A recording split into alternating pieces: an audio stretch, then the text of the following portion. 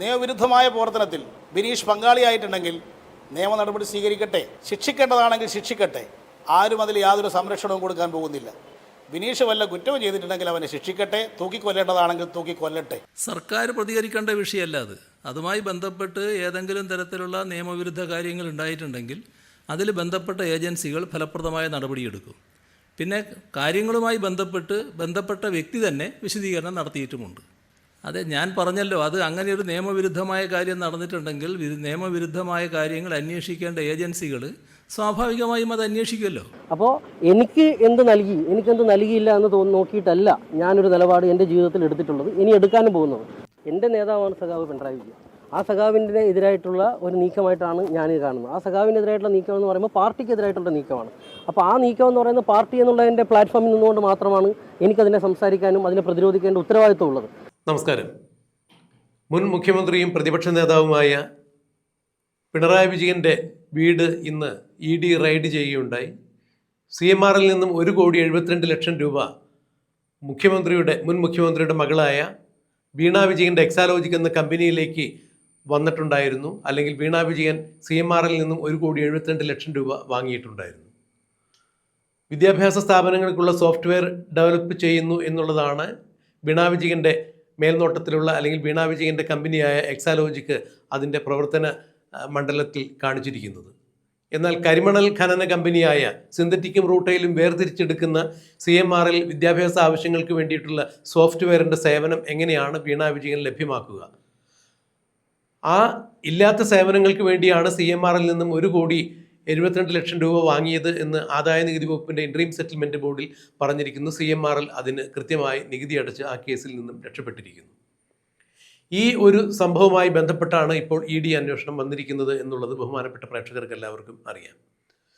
വീണ വിജയനും മുഖ്യമന്ത്രി പിണറായി വിജയനും ഇടപെട്ടുകൊണ്ട് CMRലെ കൊണ്ട് ബഹുമാനപ്പെട്ട കേരള ഹൈക്കോടതിയിൽ EDയുടെ അന്വേഷണം ഈ കേസിൽ സ്റ്റേ ചെയ്യണം എന്നാവശ്യപ്പെട്ടുകൊണ്ടൊരു ഹർജി കൊടുത്തിട്ടുണ്ടായിരുന്നു. ആ ഹർജി ബഹുമാനപ്പെട്ട കോടതി തള്ളിയതിനെ തുടർന്നാണ് വീണ വിജയനെ തേടി മുഖ്യമന്ത്രിയുടെ തിരുവനന്തപുരം ബേക്കറി ജംഗ്ഷനിലുള്ള വസതിയിലേക്ക് ഇന്ന് രാവിലെ തന്നെ പോലീസ് എത്തിയത്. ഏതാണ്ട് 6 മണിയോടുകൂടി എത്തിയ പോലീസ് EDയും കേന്ദ്രസേനാ അംഗങ്ങളുമെല്ലാം അവിടെ റെയ്ഡ് കഴിഞ്ഞ് പുറത്തിറങ്ങുന്നത് ഉച്ചയ്ക്ക് 2:30 ശേഷമാണ് എന്ന് പറയുമ്പോൾ ഏതാണ്ട് 8 മണിക്കൂർ നീളുന്ന ഒരു റെയ്ഡാണ് അവിടെ നടന്നത്. മാത്രമല്ല പിണറായിലുള്ള മുഖ്യമന്ത്രിയുടെ സ്വന്തം വസതിയിലും അതുപോലെ വീണ വിജയൻ്റെ എക്സാലോജിക് എന്ന കമ്പനി കർണാടകയിലുള്ള കമ്പനി ആസ്ഥാനത്തും വീണ വിജയൻ്റെ ഭർത്താവായ മുഹമ്മദ് റിയാസിൻ്റെ കോട്ടൂളിയിലുള്ള വീട്ടിലുമെല്ലാം ഒരേ സമയത്ത് റെയ്ഡ് നടക്കുന്നു. 12 ഇടങ്ങളിലായി CMRL ഓഫീസിലും 12 ഇടങ്ങളിലായി ഇത്തരം റെയ്ഡ് നടക്കുന്നു.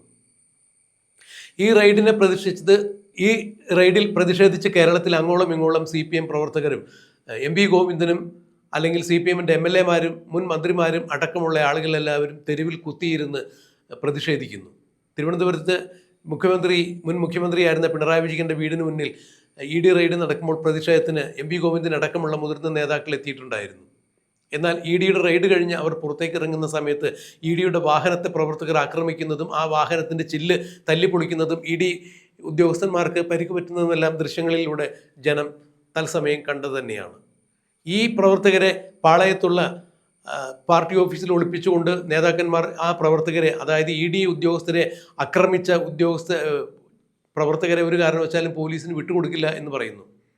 അതായത് ED ഉദ്യോഗസ്ഥർ അവരുടെ ജോലി കഴിഞ്ഞ് മടങ്ങുമ്പോൾ അവർ സഞ്ചരിച്ചിരുന്ന വാഹനം തല്ലിപ്പൊളിച്ച് ഗുണ്ടാപ്പണി ചെയ്ത CPMൻ്റെ പാർട്ടി അണികളെയും അല്ലെങ്കിൽ പാർട്ടി സഖാക്കളെ പാളയം പാർട്ടി ഓഫീസിൽ ഒളിപ്പിച്ചിട്ട് പോലീസ് അങ്ങോട്ട് അവരെ തേടി ചെല്ലുമ്പോൾ പോലീസിനകത്ത് കടത്തി വിടാൻ സമ്മതിക്കില്ല. പോലീസ് പ്രതികളെ കണ്ടുപിടിച്ചോട്ടെ, പക്ഷേ ഞങ്ങളുടെ പ്രവർത്തകരെ ഞങ്ങളുടെ ഓഫീസിൽ കയറി പിടിക്കാൻ പറ്റില്ല എന്ന ഒരു മുടന്തൻ ന്യായം കൂടി CPM പറയുന്നു. ഇത് എവിടുത്തെ നീതിയാണ്, എന്ത് തരത്തിലുള്ള രാഷ്ട്രീയ നൈതികതയാണ് എന്നുള്ളത് മനസ്സിലാക്കാൻ കഴിയുന്നില്ല. ഈ രാജ്യത്ത് നീതിന്യായ വ്യവസ്ഥകൾ അംഗീകരിക്കാതെ ED റെയ്ഡിന് വരുമ്പോൾ മടിയിൽ കനമില്ലെങ്കിൽ പിന്നെ എന്തിനു ഭയക്കണം? റെയ്ഡ് ചെയ്തിട്ട് അവർ പോകട്ടെ എന്ന് വിചാരിക്കണം. അത്തരത്തിലുള്ള ഒരു സംയമനവും അല്ലെങ്കിൽ അത്തരത്തിലുള്ള സമീപനം കാണിക്കാത്ത മുഖ്യമന്ത്രി പിണറായി വിജയൻ്റെ വാഴ്ത്തുപാട്ടുകാരായ CPM പ്രവർത്തകരാണ് ഇപ്പോൾ തെരുവിൽ ED ഉദ്യോഗസ്ഥർക്കെതിരെ ഇത്തരത്തോളം വലിയ ഗുരുതരമായ നിയമലംഘനം നടത്തിയിരിക്കുന്നത്.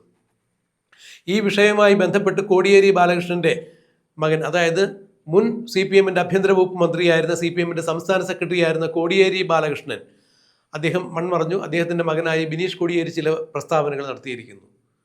ഒരു മയക്കുമരുന്ന് കേസുമായി ബന്ധപ്പെട്ട് ബിനീഷ് കോടിയേരിയെ അന്വേഷണ ഉദ്യോഗസ്ഥരെ അറസ്റ്റ് ചെയ്യുകയും പിന്നീട് പരപ്പന അഗ്രഹാര ജയിലിലേക്ക് കർണാടകത്തിലേക്ക് ബിനീഷ് കോടിയേരിയെ മാറ്റുന്നത് കണ്ട് ഏതാണ്ട് 1.5 വർഷക്കാലമാണ് ബിനീഷ് കോടിയേരി ശിക്ഷ അനുഭവിച്ച് ജയിലിൽ കിടന്നത്. അന്ന് CPM സംസ്ഥാന സെക്രട്ടറി ആയിരുന്ന കോടിയേരി ബാലകൃഷ്ണന്റെ മകനെതിരെ നടന്ന ഇത്തരത്തിലുള്ള ഒരു അന്വേഷണ സംഘത്തിന്റെ റെയ്ഡിനെ കുറിച്ചോ അല്ല എന്നുണ്ടെങ്കിൽ അവരുടെ അന്വേഷണത്തെക്കുറിച്ചോ ബിനീഷ് കോടിയേരി അറസ്റ്റ് ചെയ്ത് ജയിലിൽ അടച്ചതിനെ തുടർന്നോ കേരളത്തിൽ അങ്ങോളം ഇങ്ങോളം പ്രകടനങ്ങളുണ്ടായില്ല, തെരുവിൽ കുത്തിയിരിക്കലുണ്ടായില്ല, അന്വേഷണ ഉദ്യോഗസ്ഥന്മാരുടെ കാറ് തൊല്ലി പൊളിക്കൽ പോലുള്ള പരിപാടികൾ ഉണ്ടായിരുന്നില്ല. ബിനീഷ് കോടിയേരിയുടെ വീട്ടിലും ED റെയ്ഡിന് എത്തിയിട്ടുണ്ടായിരുന്നു.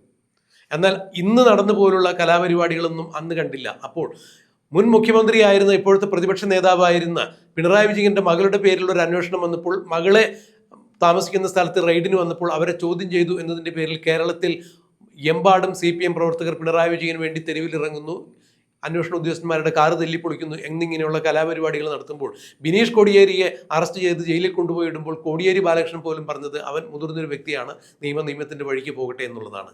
എന്നാൽ പിണറായി വിജയന്റെ മകൾക്ക് നേരെ ഒരു അന്വേഷണം വന്നപ്പോൾ, ED റെയ്ഡ് വന്നു കഴിഞ്ഞപ്പോൾ CPM സഖാക്കൾ എല്ലാവരും തെരുവിൽ കുത്തിയിരുന്ന് പ്രതിഷേധിക്കുന്ന കാഴ്ചയാണ് കണ്ടത്. കോടിയേരി ബാലകൃഷ്ണന്റെ മകനെ അറസ്റ്റ് ചെയ്ത് കൊണ്ടുപോയപ്പോൾ CPM നേതാക്കൾക്കോ പ്രവർത്തകർക്കോ അണികൾക്കോ ഇത്തരത്തിലൊരു വികാരമുണ്ടായില്ല എന്നുള്ളതും എടുത്തു പറയേണ്ട സംഭവം തന്നെയാണ്. അപ്പോൾ പിണറായി വിജയനെ ഭയമുണ്ട്, അല്ലെങ്കിൽ പിണറായി വിജയനിൽ നിന്ന് കൂടുതൽ എന്തെങ്കിലും നേടുവാനുണ്ട്, അല്ലെങ്കിൽ പിണറായി വിജയന്റെ കൂടെ നിന്ന് എന്തെങ്കിലും നേടിയിട്ടുണ്ട്, അതിനാൽ നന്ദി കാണിക്കണമല്ലോ. അതുകൊണ്ട് തന്നെയാണ് പിണറായി വിജയന്റെ മകൾക്കെതിരെ അന്വേഷണം വന്നപ്പോൾ ED റെയ്ഡ് വന്നു കഴിഞ്ഞപ്പോൾ ഇവരെല്ലാവരും ഒരുമിച്ച് തെരുവിലിറങ്ങിയത്. എന്നാൽ ബിനീഷ് കോടിയേരി അറസ്റ്റ് ചെയ്ത് ജയിലിലടച്ചിട്ട് പോലും ഒരു സഖാവ് പോലും അതിനെതിരെ ഒരു പ്രതിഷേധ ശബ്ദം ഉയർത്താൻ ഉണ്ടായില്ല എന്നുള്ളതാണ് എടുത്തു പറയേണ്ടത്. ഈ വിഷയം ആയി ബന്ധപ്പെട്ട് ബിനീഷ് കോടിയേരി ഇന്ന് മാധ്യമങ്ങളോട് ചില പ്രതികരണങ്ങൾ നടത്തിയിട്ടുണ്ടായിരുന്നു. അന്ന് എന്നെ അറസ്റ്റ് ചെയ്ത് കൊണ്ടുപോകുമ്പോൾ പാർട്ടിക്കാരും എനിക്ക് അനുകൂലമായി പറഞ്ഞില്ല, അല്ലെങ്കിൽ അതിൽ പ്രതിഷേധം രേഖപ്പെടുത്തിയില്ല. എൻ്റെ വീട്ടിൽ ED റെയ്ഡ് നടത്തുമ്പോൾ CPM പ്രവർത്തകരാരും ഈ കണ്ടതുപോലെ തെരുവിൽ കുത്തിയിരുന്നില്ല എന്നുള്ള വിഷയങ്ങളൊന്നും ഞാൻ കണക്കിലെടുക്കുന്നില്ല. ഇന്ന് പാർട്ടി ഒരു സമീപനം കൈക്കൊണ്ടിട്ടുണ്ട്. അതായത് കോടിയേരി ബാലകൃഷ്ണൻ ഇന്നുണ്ടായിരുന്നെങ്കിൽ ഒരു തീരുമാനം എന്തെടുക്കുമായിരുന്നു, ആ തീരുമാനമാണ് ഇന്ന് ഞാൻ എടുത്തിരിക്കുന്നത്. പാർട്ടി എടുത്ത തീരുമാനത്തിനോടൊപ്പം ഞാൻ നിൽക്കുന്നു. ഇതിലെ ശരി തെറ്റുകൾ ബിനീഷ് കോടിയേരി ചൂണ്ടിക്കാണിക്കുന്നില്ല. അതായത് തന്നെ അന്ന് പാർട്ടി പൂർണ്ണമായി അവഗണിച്ചു, തൻ്റെ കൂടെ ആരും ഉണ്ടായിരുന്നില്ല, തന്നെ അതിക്രൂരമായി തന്നെ പാർട്ടി കൈവെടിഞ്ഞപ്പോൾ ഇവിടെ മുൻ മുഖ്യമന്ത്രിയുടെ മകൾക്ക് എതിരെ ഒരു കേസ് വന്നപ്പോൾ പാർട്ടി ഒന്നടങ്കം തെരുവിലിറങ്ങുന്നു, അന്വേഷണ ഉദ്യോഗസ്ഥരെ പോലും ആക്രമിക്കുന്ന കാഴ്ചയുണ്ടാകുന്നു. തനിക്ക് യാതൊരു തരത്തിലും ഒരു പിന്തുണ പാർട്ടിയുടെ ഭാഗത്തു നിന്ന് കിട്ടിയില്ല എന്ന് മുള്ളും മുനയും വെച്ച് ബിനീഷ് കോടിയേരി തുറന്നടിക്കുന്നു. എന്നാൽ തനിക്ക് അതിലൊന്നും യാതൊരു തരത്തിലുള്ള പരാതിയില്ല. പാർട്ടി ഒരു തീരുമാനമെടുക്കുന്നു, ഞാൻ പാർട്ടിയോടൊപ്പം നിൽക്കുന്നു. പിണറായി സഖാവിൻ്റെ കുടുംബം പാർട്ടി കുടുംബം എന്ന രീതിയിൽ എൻ്റെയും കുടുംബം തന്നെയാണ്. ആ കുടുംബത്തിനൊരു വിഷമം ഉണ്ടാകുമ്പോൾ ഞാനും അവരോടൊപ്പം നിൽക്കുന്നു, പാർട്ടിയോടൊപ്പം നിൽക്കുന്നു എന്നാണ് ബിനീഷ് കോടിയേരി പറഞ്ഞത്. അക്ഷരാർത്ഥത്തിൽ പിണറായി വിജയൻ്റെയും പാർട്ടി സഖാക്കളുടെയും കരണമടിച്ച് പുകച്ചുകൊണ്ടാണ് ബിനീഷ് കോടിയേരി തനിക്ക് നേരിടേണ്ടി വന്ന ദുരന്തത്തിൽ പാർട്ടി സഖാക്കന്മാരുടെ യാതൊരു തരത്തിൽ പിന്തുണ ഉണ്ടായിരുന്നില്ല എന്നുള്ള കാര്യം തുറന്നു പറഞ്ഞുകൊണ്ട്, എന്നാൽ അത് ഞാനിപ്പോൾ വിഷയമാക്കുന്നില്ല, എൻ്റെ എല്ലാ പിന്തുണയും പിണറായിയുടെ കുടുംബത്തോടൊപ്പമുണ്ട് എന്ന് പറഞ്ഞുകൊണ്ട് അക്ഷരാർത്ഥത്തിൽ പിണറായി വിജയൻ്റെയും സഖാക്കന്മാരുടെയും ഇരട്ടത്താപ്പിനെതിരെ മുഖമടച്ച് അടി കൊടുത്തുകൊണ്ട് തന്നെയാണ് ബിനീഷ് കോടിയേരി ചില സത്യങ്ങൾ തുറന്നു പറഞ്ഞത്. എൻ്റെ നേതാവാണ് സഖാവ് പിണറായി വിജയൻ. ആ സഖാവിൻ്റെ എതിരായിട്ടുള്ള ഒരു നീക്കമായിട്ടാണ് ഞാനിത് കാണുന്നത്. ആ സഖാവിനെതിരായിട്ടുള്ള നീക്കം എന്ന് പറയുമ്പോൾ പാർട്ടിക്കെതിരായിട്ടുള്ള നീക്കമാണ്. അപ്പോൾ ആ നീക്കം എന്ന് പറയുന്നത് പാർട്ടി എന്നുള്ളതിൻ്റെ പ്ലാറ്റ്ഫോമിൽ നിന്നുകൊണ്ട് മാത്രമാണ് എനിക്കതിനെ സംസാരിക്കാനും അതിനെ പ്രതിരോധിക്കേണ്ട ഉത്തരവാദിത്വം ഉള്ളത്. അപ്പോൾ എനിക്കെന്ത് നൽകിയില്ല എന്ന് നോക്കിയിട്ടല്ല ഞാനൊരു നിലപാട് എൻ്റെ ജീവിതത്തിൽ എടുത്തിട്ടുള്ളത്, ഇനി എടുക്കാനും പോകുന്നത്.